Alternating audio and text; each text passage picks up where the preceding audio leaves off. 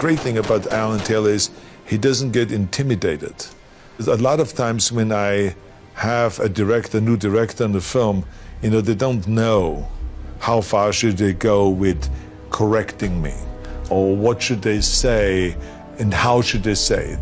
And a lot of times directors would then go to my team or to my assistant, to someone and says, can you tell him, you know, to tone it down a little bit or to bring it up a little bit, but not Alan Taylor, because he and I, we talked about it beforehand, and we said, look, if there's a scene that you don't like, then just tell me this doesn't work.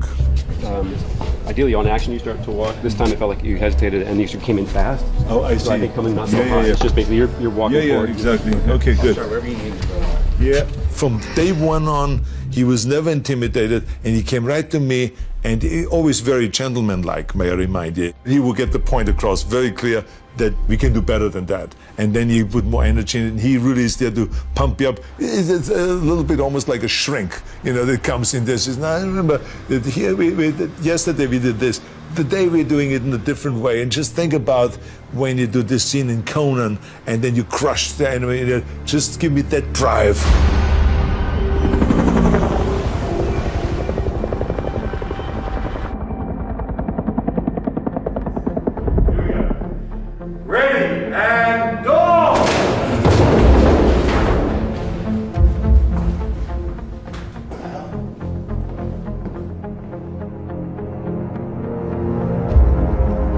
We are filming at NASA, where you need about a zillion passes to get in. The sets are as big as the moon. What about that? Is it dangerous? Polyalloy requires programming to take permanent form. Without the CPU, it is harmless.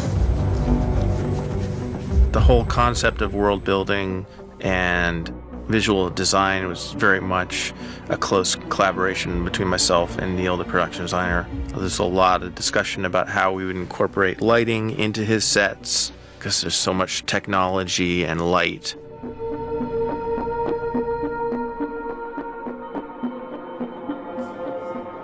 Matt Smith plays the T-5000, which is something that we've never seen, which is very much the personification of Skynet walking the Earth.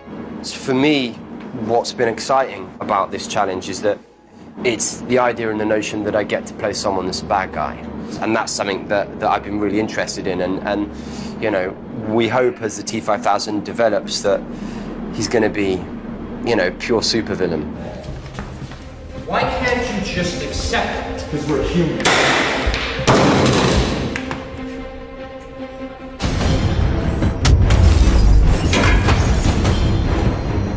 The final battle sequence in the third act is epic.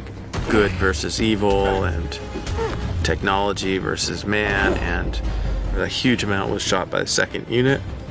People often ask me when I work on a movie like this, oh, was it all blue screen? Was it just, you know, action? And it's not all blue screen. I mean, there's, you know, a huge amount of blue screen that we do, but there's also a tremendous amount of in-camera photography.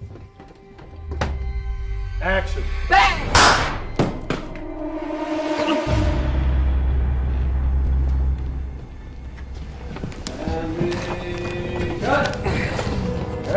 Well, if you're going to throw it down with anyone on the screen, you want it to be Schwarzenegger. I love that. I mean, he's a lot of fun, you know. Close up of him again. Of me again. And he's still in shape. I mean, he's a strong dude. And he knows what he's doing. I mean, he's got so much experience with fights and on film. One, action! Well, you only get to do this kind of action on a big budget film. I mean, lots of, you know, suspension, ropes, pulleys and all that, but not just in a base. I mean, some of them have very complicated setups and ups and moves, and you know, just use them just for a big wild swing, but just a little bit here and pull there. And action! It's just that great thing of trying to, you know, so that each adds to the other, that it becomes, but still based in a reality, in a, you know, in a world that we've created that exists, and we stick to the rules. And Arnold really talked a lot about the fighting and how Terminators fight, and how, you know, that him and Jim, you know, particularly in the first and the ones that they did together, it was a real big thing about the style of the way it operates. And you know, I know we've all worked very hard to try and, you know, be true to that, and also keep that imagination and that thread going.